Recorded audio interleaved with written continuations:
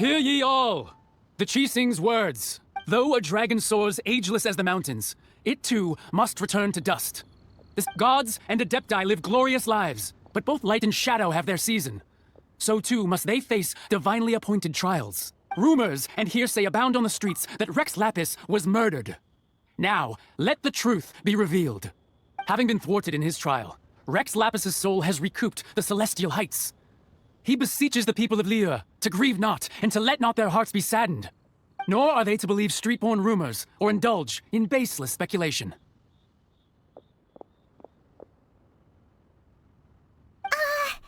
Paimon needs a translation on what the Qixing's announcement said. So that's how they're spinning it. Something feels off. Why would they suddenly give up looking for the murderer? Not to mention how this excuse sounds like something they just made up on the spot. Could the Qixing already have known that Rex Lapis wasn't dead? But Zhongli said that neither they nor the Adepti knew anything. Did Zhongli tell them in secret after his gnosis changed hands? Exactly, right? Ooh, seems like the rite of parting has been going on for a while now. Let's go have a look. Look, it's Ningguang and Keqing. Are they saying something? Are their speeches over? As said previously, Rex Lapis's soul returning to the heavens is the end of the contract. And it is also the end of an era. 3,700 years of contracts burnt and reduced to ash. We, the people of Liyue, were indeed prosperous. But blinded by our prosperity, we forgot that time can be pitiless. The long, unending dream of our Archon walking among us. Now that we have awoken from our dream, we must learn to say farewell. Will you stand with us as we re-establish our contracts? As we build a new age of prosperity? So concludes the words of Her Eminence the Tianquan. Does Her Eminence the Yuheng have anything to add? Huh? Is she looking this way? Traveler. Yikes! She really is looking our way! Is that the traveler who they say defeated the ancient god? So young. The Liyue Qixing always repay their debts. And as you have heard, our eyes see far and our reach is long. Name your price. You deserve that much. Whoa!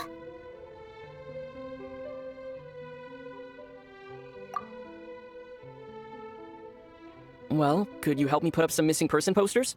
Hey, Zhongli! Look at this! Everyone in Liyue is caught up in their emotion, and here you are looking all relaxed! Why would I not feel more at ease? Right, if the two of you can spare the time, I should treat you to a meal at the Xinyue kiosk. Ha! That sounds like big talk, Zhongli. You're right. I do like the Mora. As the Rex Lapis Morax, I can easily create Mora.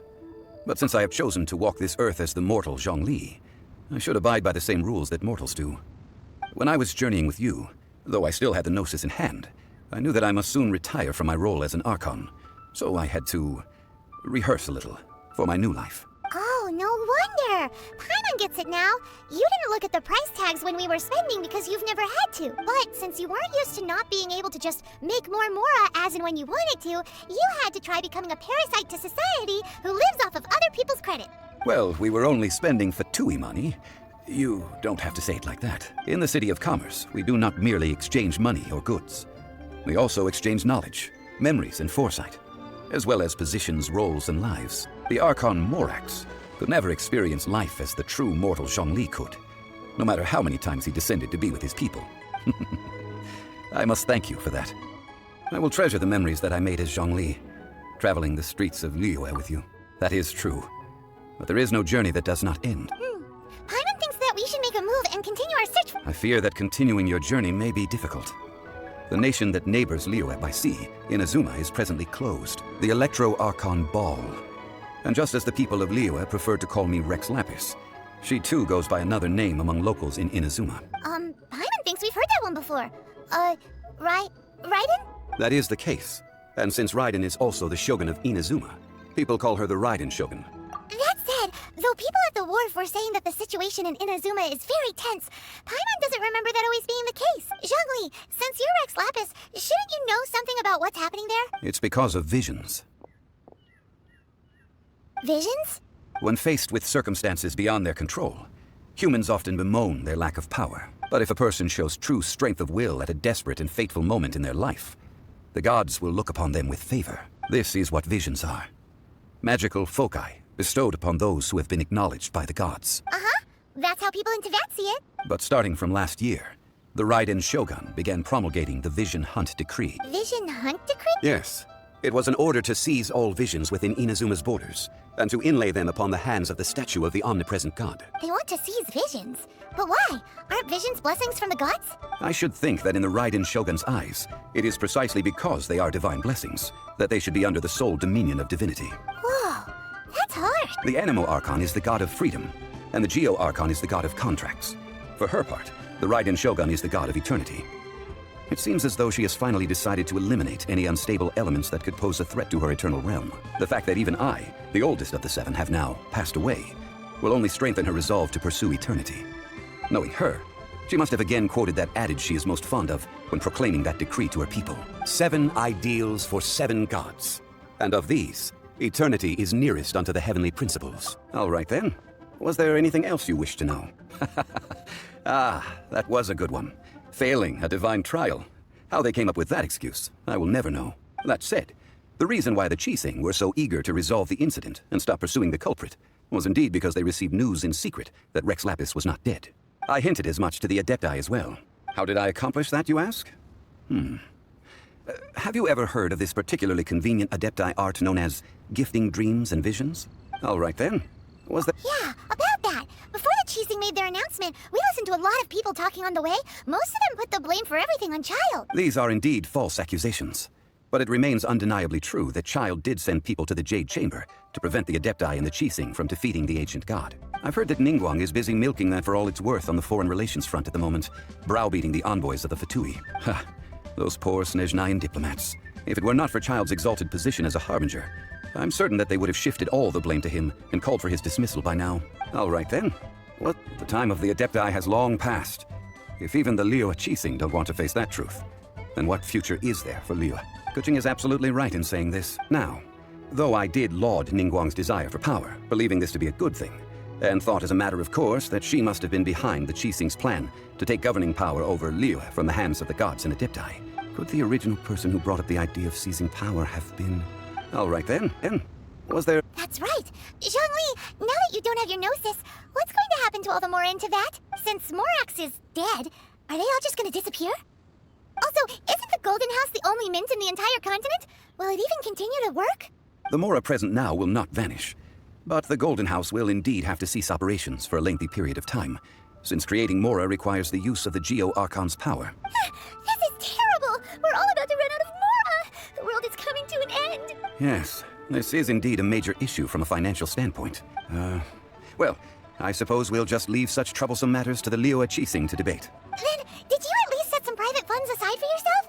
Oh, a private fund. This does seem like a good, logical, common-sense idea. It's a shame. What's a shame? It's a shame that I didn't think of it at the time. All right then. Was there anything else? Well then, I suppose you'll have to find a way to get inside this closed nation. Have patience. I suspect that some serendipity must first come in. Ah, children, come. You've arrived at just the right moment. I've been looking for you. Oh, what is it, Granny? Need any help? Oh, no. In fact, my old friends and I have been putting our heads together to think of what sort of gift we might give you in return. A gift? For Paimon? Oh, child, you are so very modest. Uncommonly so, even. But you must— When you traversed my old teapot in search of the cleansing bell, I heard your little friend mention that you often camp out in the wilds. That simply won't do. Fortunately, I have not yet grown so old as to see my subspace creation abilities atrophy. Oh, did my friends never mention that to you? Well then, it is a blessing we old folks once received from Rex Lapis, part of our illumination. I will not go into too much detail, but subspace creation is the ability to create a small, autonomous pocket world. The teapot that you entered previously was a little trinket created using that ability. So, in the eyes of an Adeptus, creating a magic teapot world is just child's play. Oh, indeed, the teapot is nothing to boast of. One such as myself must depart from this realm to create a world of one's own. But that's enough nostalgia for now. The gift that I have prepared for you just requires a few final materials to add the finishing touch. That's right! Finding stuff's what we're good at after. Oh, settle down now, children. There's no need for you to go running hither and thither. I have already found a fleet-footed youngster to prepare what I need. What's more, I doubt that you would know how to find the materials I am searching for. Some of them are very rare indeed these days. Well, for starters, I require some shimmer soil from the banks of Dihua Marsh.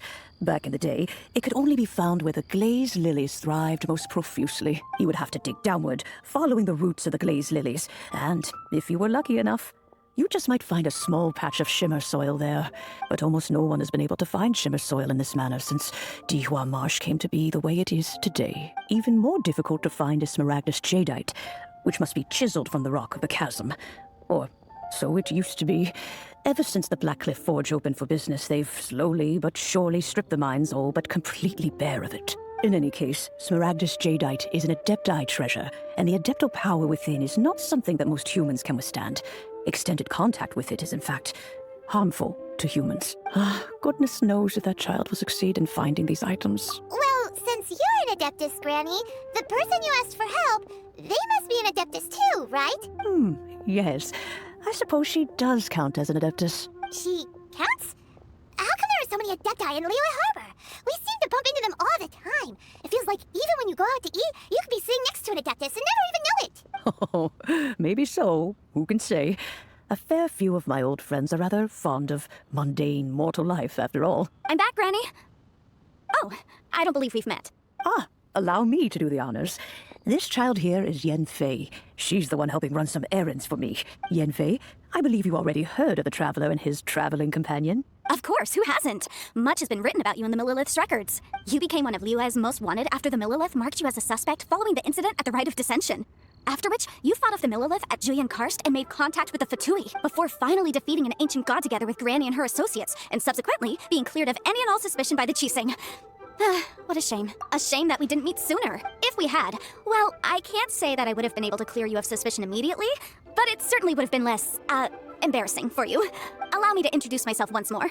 I'm Yanfei, a legal advisor. Got a legal problem? You can come right to me. Oh, yes, here's my business card. You'll find it has my contact details and office address. Keep it handy. If you have an urgent issue, just leave me a note at this address. Oh, and I almost forgot to mention, I offer a very generous discount for first-time customers. All right, Yanfei, all right. Let's get to the business at hand. I do not think these two are in any dire need of legal assistance at the moment. You'll have to excuse Yanfei. She's always been like this, ever the talkative one. Let's not dwell on that too much.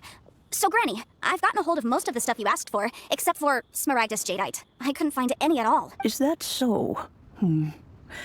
But smaragdus jadeite is really rather essential. Yanfei, are you sure you can't find some other way? They have helped Liyue greatly, after all. It is only right that they are duly rewarded. I know, Granny, you've told me 1,000 times already. Well, the chasm's definitely a no-go, but there's still a chance we can figure out some alternative means of procurement. Hold on a moment. Let me have a look. Whoa, that's a really thick book. What kind of things do you write in there? Commercial consultancy. Or Snezhnaya. Found him. Krusell. A Snezhnayan merchant who once came to me with some legal queries on certain articles in the legal codices. If my memory serves, all of them had to do with rare ores. He mentioned that he was considering acquiring some smaragdus jadeite to make hairpins, and wanted to know if there were any legal ramifications that he should be aware of. Said he was planning to sell them in Snezhnaya, so I guess I'll go look for him. With any luck, he'll have gotten his hands on some smaragdus jadeite, or might have an idea of where we can find some. Oh, you want to join me? I suppose that's no problem, but it's best if you just stand by and watch. If you try to get involved, you'll only risk placing yourself in legal jeopardy. Wow, an Adeptus imploring us to avoid incurring legal liability. Best we be a little more careful than usual. Hello, Mr. Krusell. How's business been? Oh, good, very good. All thanks to your advice, Miss Yanfei. What brings you here today?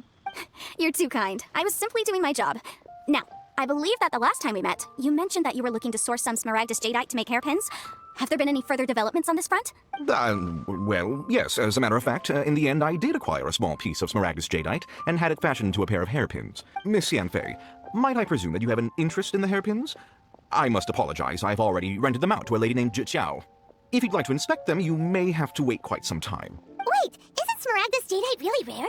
Aren't you worried about the hairpins getting damaged or lost while they're being rented out? No, I'm not worried in the slightest, because I signed a contract with Miss Zhiqiao before renting them to her. The contract makes it quite clear that if she loses or damages the item in question, she must compensate me for its full original value. In return, I included a clause that guarantees the Smaragdus Jadeite is genuine, with a penalty of 10 times the item's value payable by me to Miss Zhiqiao in the event that it is shown to be a fake. Guaranteed genuine, with 10 times the value payable if this claim is shown to be false. Yes, these terms are very clear indeed. Of course. This way, both the client and I have the assurance we need. To ensure fairness, each of us has retained an original copy of the contract. In that case, might you know where Miss Zhiqiao lives? We'd like to pay her a visit and have a look at the hairpins. Oh, of course. She wrote her address down when we signed our contract. Here, I'll mark it on your map for you. Thanks a lot, Mr. Crossell. Oh, whatever shall I do? Yes, that's me. Is there something I can help you with? How do you do, Mr. Chow? We understand from Mr. Crossell that you recently rented a pair of hairpins from him.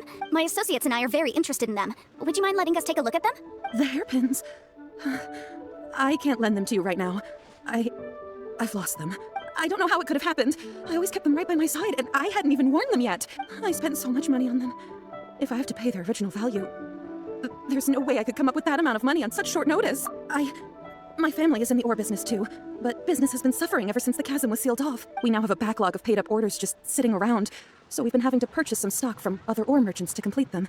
A big banquet is coming up in a few days, and several ore merchants I know of will be there. I need this opportunity to mingle and discuss prices. That's what the hairpins were for, to keep up appearances. I can't have them looking down on me, but now that I've lost the hairpins, what will I do? Why does Paimon have a sudden strong sense of deja vu? Would you really? I sent a commission to the Adventurers Guild, but I haven't heard anything back from them yet. Hold on. Don't run off looking for the hairpins just yet. Mr. Chow, would you let me have a look at the rental contract you signed? Huh? Well, I mean, sure, I have it right here. Here you are. Let me see. That's right! Yanfei said she's a legal advisor, didn't she? Maybe she can help Zhiqiao somehow. True. Though surely there must be a win-win solution. Right. I finished reading the contract.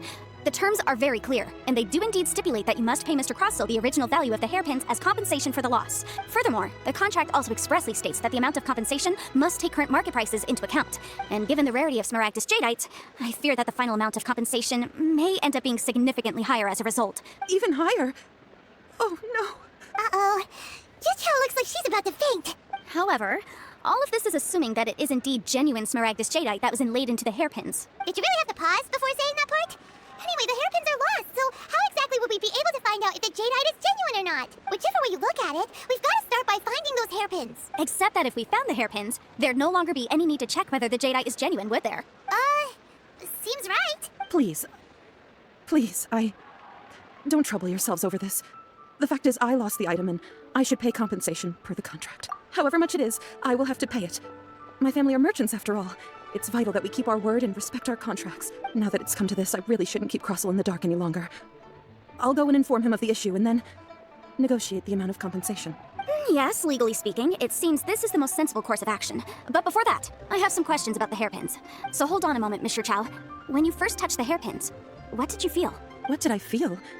Well, I remember that the gemstones set into the pins were perfectly smooth to the touch, like the finest quality jade. My family has seen much jade pass through its hands in the past, so I am quite certain of my judgment in this matter. Smooth to the touch. Finest quality jade. No, it's nothing. I just need to re-examine a few things. Let's head over to Mr. Crossell's. Ah, Miss Yanfei, you've returned. With Miss Zhiqiao in tow, too, I see. How are the hairpins? I trust you're quite satisfied with them? About that. You lost them? Are you serious? Do you have any idea how expensive they were? I'm sorry. Truly I am. I'll pay the compensation as per our contract. Every last mora. Mora?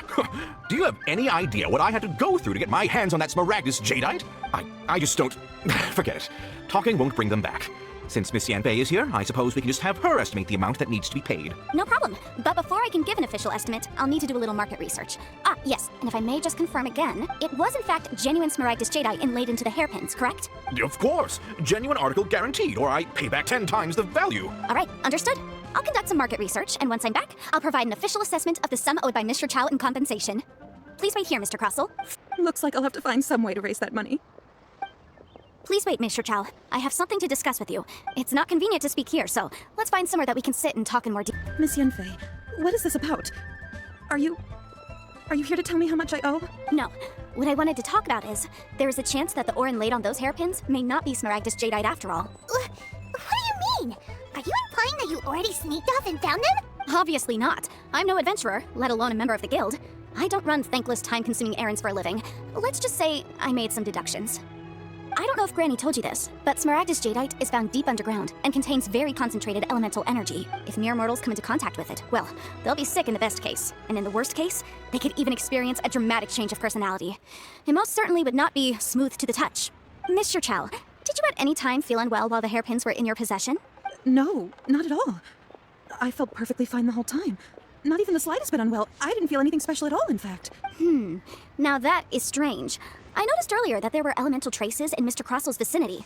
If I have deduced correctly, he may still have the Smaragdus jadeite in his possession. If that's the case, we should go confront him right now and expose his dirty scam right to his face! Absolutely not. If we were to confront him now, there's no way he would admit to it. Eventually, he would find some argument to compel us to leave. And then, he'd throw the Smaragdus jadeite into the sea the moment we were gone. After that, he would simply insist that Mr. Chow pay up per the contract. He would lose nothing. Meanwhile, we would have to look under every stone in Liyue, hoping and praying that the hairpins do actually still exist somewhere in this world. So vivid that Paimon thinks it might be experience talking. Oh, it certainly is. I've seen my fair share of situations like this, and brute force methods are certainly one way of resolving them. Fortunately, I have far more elegant solutions at my disposal. I'll share them with you in due course. Well then, since you're so experienced in dealing with problems like this, perhaps you could help me, Miss Yunfei. Oh, that won't be a problem. But first, Mr. Chow, could I ask you to please sign this contract? Huh? Does there have to be a contract for everything? Paimon can't even keep track. It feels like Yanfei is even more concerned with them than a certain someone else we know. These are my formal terms of engagement. Everything prior to now has just been pro bono advice. But for me to investigate any further, I require a written contract. Any work commissioned but not bound by a contract cannot be relied upon. I understand. Then I will be glad to place this matter into your capable hands if you will take it, Miss Yunfei. No problem. Just sign here, and I'll sign too. Okay. Now write your address here, and then sign on this page as well. And I'll also need your signatures on pages 5, 7, and on the very last page. Finally, if you could just use this ink pad to make a handprint over here. This contract has so many pages. Paimon's all out of brain juice again. All right, that should do it. My fees are the same as always, and they're written in the contract. Have a look through and let me know if you have any questions. I've had a read through. Everything checks out. Well then, here's your copy of the contract. I will retain the other copy. Not for now, no. Despite how intractable this problem might sound, it will actually be quite straightforward to resolve, once we've got some things squared away. I don't believe you have been part of an investigation like this before, in which case, hopefully this should be quite the experience. Miss Yunfei, I have to ask, why are you helping me? Because, as it happens, I'm currently trying to acquire some Smaragdus jadeite myself. I noticed strong traces of geo-energy around Mr. Crossel, so perhaps he has, in fact, secured some. Whether he actually made it into an item of jewelry or not is a separate matter, but either way, it's a lead. As long as we follow it, who knows? We might just be able to get our hands on some Smaragdus jadeite. Also, the idea of someone abusing the law to their advantage, I won't stand for it. But again, let's not dwell on this. Let's go to... where can we find someone who processes ore? Ah, I've got it! Let's pay a visit to Chateau, the boss of the Jade Mystery. He's a professional when it comes to working with stone and ore. If Mr. Crossel had his ore worked on at all, Chateau would undoubtedly have been his first choice. Snezhnine merchant named Crossel enlisted your ore processing services recently by any chance? A Snezhnayan merchant named Crossel, you say? I do remember that. He brought me a piece of ore, claiming that it was Smaragdus jadeite. That was the first time I'd ever encountered it, so I had no way of telling if it was really Smaragdus jadeite or not. But if a customer insists, far be it from me to contradict them. He was quite generous with his money, too, so I didn't give it too much thought. I processed the ore as per his request. Do you have any leftover debris from your work on it? Why, yes. It was my first time encountering this ore, after all, so I kept a few loose shavings to study myself later. They're right over there, in fact. Thank you, sir. We'll take a look at... Huh? If my eyes don't deceive me, the cross-sections and patterning suggest that these are Smaragdus nephrite shavings. Yes, it's not particularly rare, nor is it especially valuable. It's used to make jewelry all the time. I've heard it said that Smaragdus nephrite is in fact the outer layer of Smaragdus jadeite, though no one's ever proven it. A thin layer of separation, huh? If you must see for yourself, try examining these shavings for traces of elemental energy. Smaragdus nephrite is an entirely ordinary ore, containing no elemental energy whatsoever. Is that so? Well, we might as well give elemental sight a shot. So, did you find anything? So they really are different. But wait, how come Jichao was able to tell what it was just by looking at the shards? That's pretty awesome. There's nothing special to it. It just so happens that I've come across a great many of these in my time. These two stones actually look very similar. Someone without a deep understanding of them would find it very difficult to tell them apart. There may be only a subtle difference for the casual viewer, but that translates to an astronomical difference in terms of the market price. And, I'm sure, a significant difference in the cost of having them carved into shape. All right, let's focus up. We're going off on a tangent. But never mind, Shirto. Why would Mr. Crossel... Unusual actions have unusual reasons behind them. Let's take some of these shavings back to Might I be so bold as to inquire? If you could just confirm for me once more, sir. Mr. Crossell did indeed claim that the ore he brought to your store was in fact Smaragdus Jadeite, did he not? Yes, that's right. I still have a record of the job with me, in fact. Here. It says quite clearly, 1 chunk Smaragdus Jadeite, uncut. Then I have no further questions. But could I borrow the processing record and the stone shavings? Of course. But might I ask why you need them? Oh, I have my reasons. Yes. Please sign here on this affidavit. This document shall serve as signed proof that these stone shavings originated from the, ore that Mr. Crossell brought to your store. Please read it carefully. Yes, I see. Forgive me for asking again, Miss Yanfei, but might I know the nature of the incident on this occasion? I wouldn't say there's been an incident, just a minor issue. Thank you, sir. I'll take these with me. With this hard evidence to back us up, Crossell won't dare try to deny what he did! On the contrary, this is far from sufficient to build a case. We need to find something a little more compelling. If you want to make jewelry, you need a professional jewelsmith. Let me think. Jewelry. Aha! Got it! Xingxi. She often helps people to find a jewelsmith. Let's go pay her a visit. Well, that was quick. How come you know so many people? Because lots of people come to me for legal advice every day. As you know, Liyue Harbor is the city of contracts. And contracts, well, I should say laws, are very important to us. But the amendments made by the Tianquan to our laws are unnecessarily complicated. How can I put this? It just seems like they're hard to understand and impossible to finish. As such, legal advisors like myself provide quite the popular service indeed. So you help them make sense of the law. But didn't you say that it's hard to understand and impossible to finish? Yes, well, that's no obstacle because I've memorized all the legal codices. You memorized them? You sound surprised. Knowing the law inside out is a legal advisor's bread and butter, you know? Oh, this has nothing to do with being an adeptus. I just like reading things. Again, with that casual tone. Well, that's that then. Let's go. Hey, it's you. Has something happened? Did the client from last time have no further trouble from then on? Yes, of course. I'm just here to ask you a few questions. Has a merchant by the name of Crossell asked you to put him in contact with a jewelsmith recently? Crossell? Yes, I remember him. He's a merchant from Snezhnaya, no? Yeah, he came to me with a chunk of something he called Smaragdus Jadeite. The design of the hairpins that he gave me was quite intricate, so it took me some work to find someone who was up to the job. Eventually, I found an older jewelsmith who made them exactly according to his specifications. This order was on hold for a very long time, and only completed quite recently, which is why I remember it so well. Doesn't seem like there's any evidence to be found here. Miss Xingxi, I'd like for you to confirm for me once more. When Mr. Crossell commissioned you to find him a jewelsmith, did he or did he not assert that the material he presented to you that day was called Smaragdus Jadeite? Yes, I'm sure of it. The hairpins were made using many expensive materials, and the asking price was quite high, so we had to put this transaction on record with the Ministry of Civil Affairs. Mr. Crossell wasn't very familiar with the necessary procedures, so I filed it on his behalf. I also kept a copy for my own records. See for yourself, the item is called Smaragdus Jadeite Twin Phoenix Pins. The inlaid gemstone is recorded as Smaragdus Jadeite. The document even has the official seal of the ministry on it. Thank you, Xingxi. Now, could you let me borrow this document? Sure, it isn't serving much purpose here anyway. I take it then that there's been some more trouble? Nothing you need to worry about, just a minor issue. I'll return your document as soon as I'm done with it. Why is everyone's first reaction always to assume someone or something is in trouble? I believe we have almost all the evidence we need. We just need to make one last trip. Let's go to Boo Boo Pharmacy to speak with Dr. Baiju. The weirdo with the snake around his neck? What do you want to speak to him for? Because only he can provide an authoritative statement confirming that Smaragdus Jadeite is harmful to the human body. Once we have this final piece of evidence in our hands, we can wrap this case up. Do I owe the pleasure? Though I'm afraid that if you're looking for our little Chi-Chi, she's out gathering herbs. And if it isn't Miss Yanfei as well, now that's an even rarer honor. What business brings you here, might I inquire? I'm here this time to ask if you're familiar with Smaragdus Jadeite. Smaragdus Jadeite? Why, yes, there is some information about it included in the 6th commentary on the 7 Mountain Treatises. The 7 Mountain Treatises states that this substance springs forth from stone marrow within the mountains, and will bring disaster to any mere mortals who touch it. It is abundant in elemental energy, so if someone without a vision is in contact with it for a prolonged period, best case scenario, they fall ill. Worst case scenario, they'll suffer great changes in personality, and their illness will only ever get worse. Anyway, I'm sure you didn't come all this way just to chit-chat. Knowing you, Yanfei, and given the specific nature of your question, I suppose that you're about to ask me to write an official affidavit attesting to the pharmaceutical peculiarities of Smaragdus Jadeite? That is indeed the case. If you would be so kind, Dr. Baiju. No trouble at all. It's just a single document, won't take me a moment. I would mention, though, that you are not the only one who's developed a curiosity for Smaragdus Jadeite recently. A Snezhnayan merchant came to ask me about it not long ago. But after I gave him my reply, his expression shifted to one of remarkable disappointment. I wonder, Miss Yanfei, if your pressing business might be related to this Snezhnayan merchant? You needn't concern yourself about that, Dr. Baiju. Thank you for penning us that document. I'll make sure to compensate you in due course. You're too kind. Take care now. Miss Yanfei, have you finished your investigation? I trust you will now be in a position to assess the compensation due. Yes, my investigation is indeed concluded. I can now provide a final figure for the amount payable. Wonderful. Well then, please, could you do the honors, Miss Yanfei? Of course.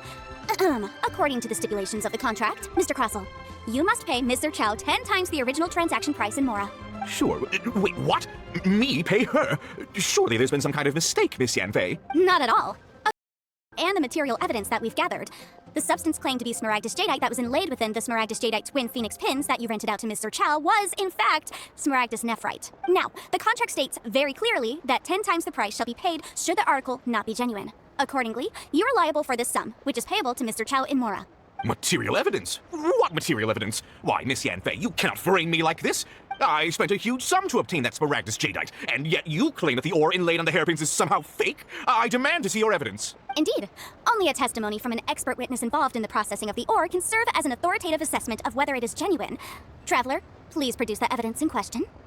This is a processing record from the Jade Mystery, along with stone samples and an affidavit signed by the business owner, Chateau. Seriously? Even the boss there couldn't differentiate between Smaragdus Jadeite and Smaragdus Nephrite. How does this prove anything? In any case, Smaragdus Nephrite is the outer layer of Smaragdus Jadeite. So I had him cut away the Nephrite, he returned the valuable Jadeite core to me, and some Nephrite samples remain in the store. What am I missing exactly? That's an unsubstantiated belief. Well, your claim that my ore is fake is just as unsubstantiated. And we are here to talk about evidence, aren't we? Ugh. Looks like our first piece of evidence didn't convince him at all. Seems like he came prepared. What should we do next? Hard evidence, something legally binding. We have just the thing. Show him, Traveler. This document proves that my hairpins are the real deal, doesn't it? This is the Ministry's seal, after all. It shows that the ore inlaid on the pins is indeed Smaragdus Jadeite. Our second piece of evidence didn't work either. And this guy's getting more belligerent by the second. You know, you could be right. Perhaps the hairpins are the real deal after all. Of course I'm right. All the evidence shown supports my story. Well, hang on a moment now, because I do recall one final piece of evidence that we haven't revealed yet. Traveler, would you do the honors? This shall serve as decisive proof of our case. What's this? Smaragdus Jadeite springs forth from stone marrow within the mountains and will bring disaster to any mere mortals who touch it. Sustained contact with Smaragdus Jadeite over a prolonged period will, in less serious cases, cause a mild malady, while in serious cases, the patient may suffer a dramatic change of personality and fall seriously ill. Mr. Crossell, were you aware of these peculiar properties of Smaragdus Jadeite? I had no idea. No idea, you say? I'd guessed as much. But for you to have rented out such a dangerous item, I'm afraid that this falls outside the scope of my work, but within that of the Ministry of Civil Affairs. However, I'm sure that the Ministry will be relatively lenient considering that, as you say, you were ignorant of the danger you posed. Don't worry, Mr. Crossell. I will make sure that all the evidence presented here will be handed over to the Ministry. I trust that you'll give them your full cooperation in their investigations. What? Wait! I knew. Oh, so you knew? Oh, dear Mr. Crossell. But if you knew of Smaragdus Jadeite's dangerous properties beforehand, why would you— Huh? No, The hairpins aren't actually inlaid with genuine Smaragdus Jadeite? Is that what you were about to say? You do understand, Mr. Crossell, that this means that you will have to pay Mr. Chow 10 times the original price in Mora? Mr. Crossell, your answer, please. My client and I are waiting. Yanfei's seriously intimidating right now. It's like she's a different person. I admit it. I confess. The ore I had inlaid on those hairpins was Smaragdus Nephrite. But I'm a victim in all of this, too.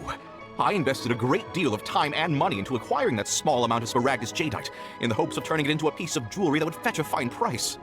But after receiving it and carrying it around for a few days, I started to feel extreme discomfort. I couldn't sleep a wink or eat a single bite. I was in a constant state of agitation, too. I went to Boo Boo Pharmacy to get myself checked out, only to discover that this sort of stone cannot be worn as jewelry. But how could I let all that money go to waste? That's why I had another pair of hairpins made from Smaragdus Nephrite, which is almost indistinguishable from Smaragdus Jadeite. I kept the real Smaragdus Jadeite in a specially made box. I daren't touch it again. I was worried that someone would see through it, which is why I only dared to rent them out, not sell them. And then to top it all off, Chichao lost the hairpins after I rented them out to her. Exactly! If they weren't the real deal, why'd you make her pay so much? I didn't want to either, but when I purchased that Smaragdus Jadeite, some of my business partners found out. I knew they'd be watching closely to see how much I could make off it. If word got out that I sold a pair of fake hairpins, then my days in this line of business would be over. All right, let's cut the appeals phase right there. I fail to see what bearing any of this has on your transaction with my client. According to the contract, you must pay Mr. Chow 10 times the original price in Mora, and that is final. 10 times? Crossell looks like he could faint any second. As for me, according to my contract with Mr. Chow, 20% of that sum will go to me. 20%? That's as much as I spent on that Smaragdus Jadeite! There's no need. It's fine. You don't have to pay me that much, Mora. Even if the Smaragdus jadeite on those hairpins was fake, I still bear responsibility for losing them. Legally or not, I think I owe some compensation for that. Ms. Jichao. However, Mr. Crossell, since you have no use for that chunk of Smaragdus jadeite, why don't you give it to me instead? I'll consider us even. What? But all right then. This cursed rock's brought me enough grief as it is. Miss Yanfei, I'll turn the Smaragdus jadeite over to you. I trust that it will suffice as remuneration? Well, that's not quite how the rules say this should go. But whatever, it'll do. Thanks so much for your help this time, Miss Yanfei. When you have the time, I'll be sure to visit and express my thanks more appropriately. Oh, come on. No need to stand on ceremony. Now, if I may confirm this again, Mr. Chow, have you and Mr. Crossell come to an understanding? Well, yes, I believe we have. Well then, that's good. Mr. Crossell, it seems that my client has no further claims against you. Is that so? That's good. That's good. Actually, Mr. Crossell, I'd like to talk business for a second if I may. I could see from the hairpins you produce that you're very skilled in jewelry design.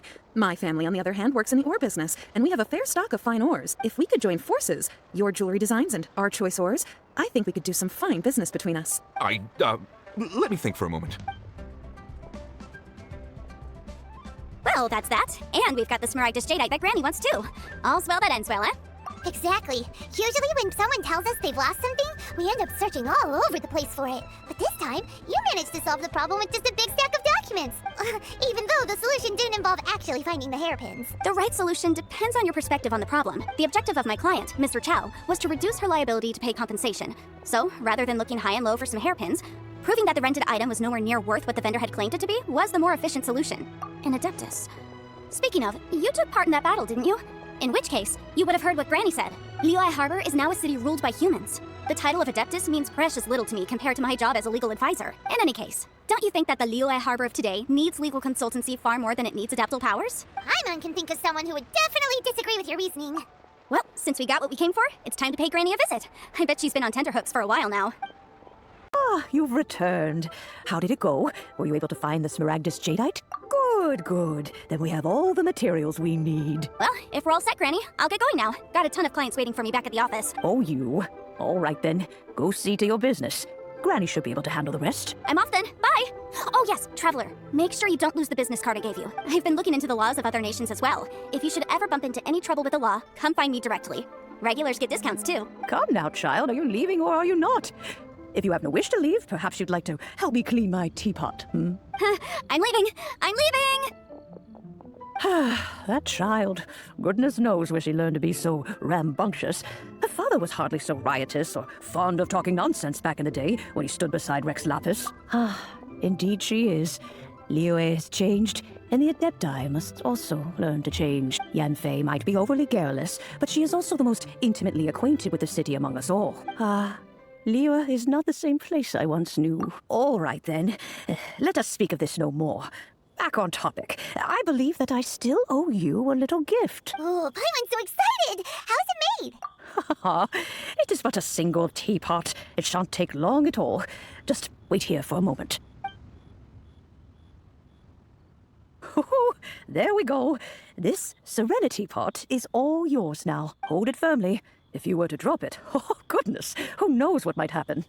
Take these blueprints with you as well. You'll need them if you wish to make your teapot a little more lively inside. Wait a minute, Granny! How exactly are we supposed to use this teapot? Oh, you needn't worry about that.